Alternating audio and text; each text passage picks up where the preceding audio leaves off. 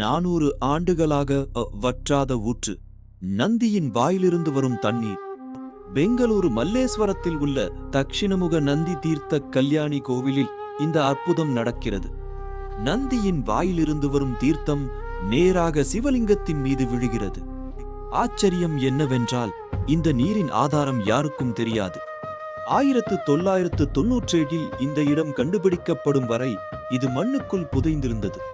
தொல்பொருள் ஆய்வுகளின்படி இந்த அமைப்பு விருஷபாவதி ஆற்றின் நீரூற்றை பயன்படுத்துவதாக கூறப்படுகிறது.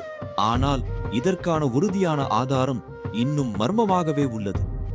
400 ஆண்டுகளுக்கு முன்பே எந்த தொழில்நுட்பமும் இல்லாமல் இயற்கையான நீர் மேலாண்மை அமைப்பை நம் முன்னோர்கள் எப்படி உருவாக்கினார்கள் என்பது வியப்பளிக்கிறது.